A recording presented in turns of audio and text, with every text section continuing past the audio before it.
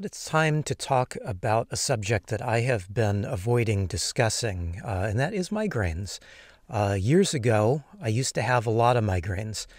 Now, this goes back many, many years. At least 20 years, I've been dealing with migraines and finding solutions for myself. And if I really look back on it, it is probably more like 30 years I've had migraines. Probably had them for a period of time that I didn't realize I was having them, but I was. And it wasn't until I realized that I was having migraines, what they were, and then when I started to realize that I have some triggers that trigger my migraines, and this is really important. Once I realized the triggers, the things that set off me having a migraine, I was able to go from having several migraines a month down to what I have now is usually I get one every several months. And so there is no one cure-all for everything.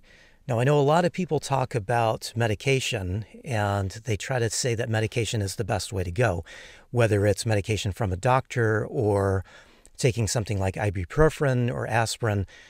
Now, I've found for myself that medication just does not work. Unfortunately, the side effects from medication are always worse than what the medication actually does to help me. I've never found a medication that helps with my migraine, but every single medication that I've tried has given me some very severe side effects. So since that's the case, I decided that I didn't want to be dependent on taking medication that doesn't help me anyway. I wanted to find out what was causing my migraines and maybe get rid of them so that I wouldn't be dependent on taking medication. Now, this doesn't work for everybody, and this is one of the other reasons why I haven't really wanted to make a video talking about this, because I'm not sitting here saying that what I'm doing to solve my migraine issues would work for you. I think that anybody that has a migraine, anybody that has to deal with migraines, has to figure out their own issues, has to figure out their own triggers and what works for them. Now, the only reason why I'm talking about this is that I have a little video channel, a little vlog here talking about where I go and what I do. And if you're watching my vlog, you may think that some of the things that I do are a little odd. Maybe some of the places that I stay, some of the foods that I eat, and some of the foods that I avoid, some of the products that I use, and a lot of the products that I avoid are a little strange. And yeah, they may seem a little strange if you don't realize the context.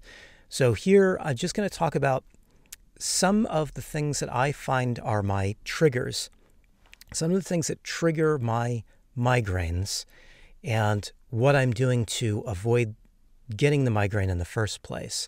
I think it would kind of make sense if you're kind of following along on my journey here. Instead of thinking, wow, that's really strange, why that guy does this, or why that guy eats this and doesn't eat that. If you knew a little bit of my background, it may help you understand a little bit of my travels going forward. So several years ago, I realized that there are several things that will cause me to get a migraine. I call these triggers. These are things that if I'm around, they will trigger a migraine with me most of the time. Not all the time, but most of the time. So the very first trigger that I realized was perfumes and synthetic fragrances.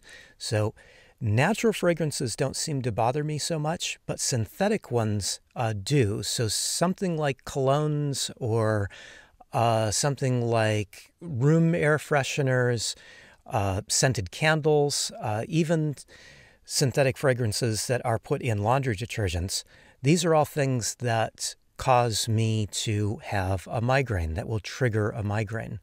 This was important because it changed a lot of the products that I bought and used on myself.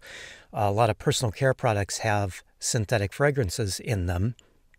Now that I know that that is a trigger for me, I stay away from products that have synthetic fragrances. I will either buy products that have no fragrance added or a product that has natural fragrances added to them. I found this to be a huge help. Now, the second thing that I found as a trigger was food. And this is a big one for me, actually. There is a lot of food that I just can't eat. Now, this is one that a lot of people don't believe me about. They say it's all in my head, and I just nod and agree with these people, and I still avoid these foods because I know if I eat them, I will most of the time have a migraine. So, the foods that I can't eat are really quite simple. It's much like the synthetic fragrances that I have to avoid. It's anything that is artificial.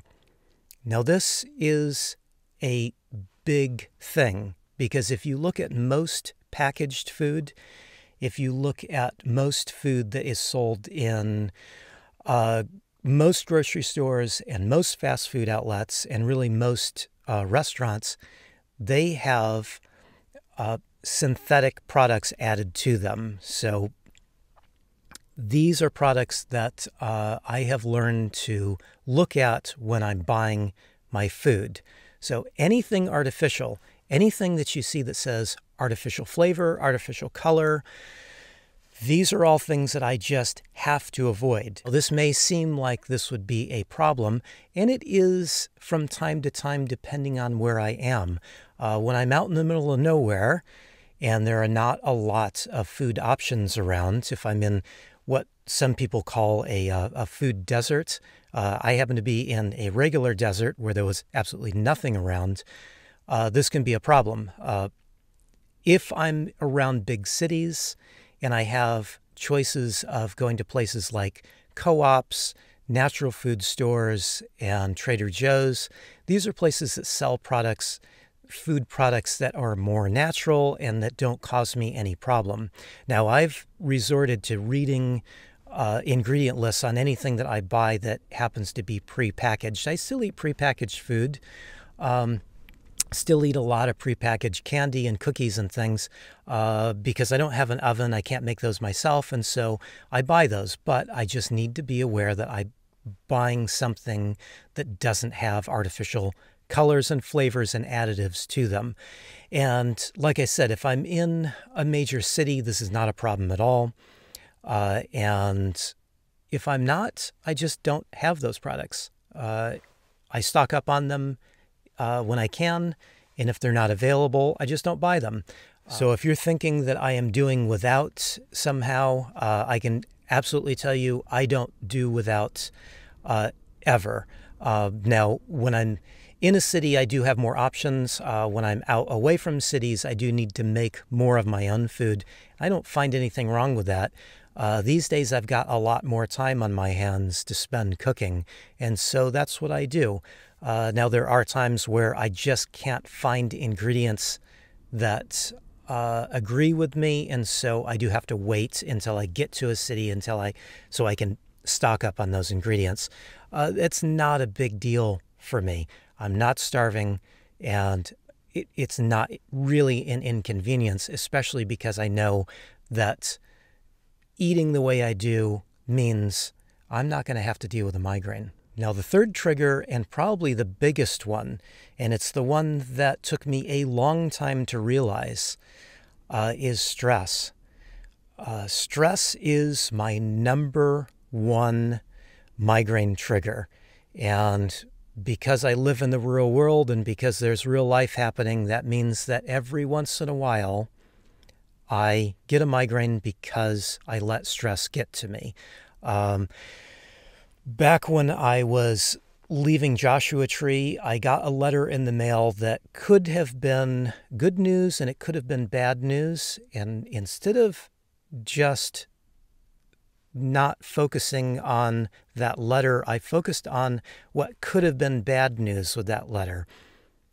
So I still don't know whether this is good news or bad news, but what I realized was, because I was focusing more on what could be bad, if it is bad news, it's going to be really bad. But if it's good news, it's going to be really good news. But unfortunately, I was focusing on the bad part of it, and not just realizing that I didn't have all the information. And so because I was focused more on the bad stuff, what could be bad, I wound up with a migraine. And I wound up with a migraine out in the middle of nowhere. So this is just a learning experience. We all have little issues. We all have little troubles. And sometimes we let our imagination kind of run wild and we focus on things that we shouldn't. That's what I did. And so let stress get the better of me and cause myself to have a migraine. Now, I didn't suffer too much. One thing that I've realized a long time ago is to get my van set up in a way that I know that I have everything that I need pretty much to ride out a migraine. Now, like I said, I don't take medication for it. I've found that it doesn't really work at all for me. But I do have a few other things that kind of help with my migraine. Unfortunately, the biggest thing for me is just sleep. So I keep the van as dark as possible because that's kind of what helps me. And the other thing is making sure I'm warm enough. In fact, sometimes when I have a really bad migraine, I will put my face right in front of my heater, and I've made it so that I can move my heater around and actually set it directly in front of me sometimes.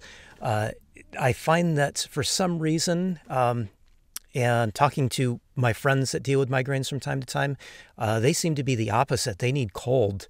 But for some reason, heat works for me. And so I use my heater quite a bit for a full day. And I was happy that I had lots of propane to keep that heater running. I didn't have to worry about it running out. And I was really glad that I had a nice comfortable bed and some nice pillows and good blankets. And so I really didn't suffer too much. I mostly just slept. The biggest problem was kind of missed out on some of the beauty that was around me. But that's just the way it goes. So I hope that gives you a little bit of insight in why I do some kind of strange things. Hopefully now you understand why I eat the way I do and why I go places that I do.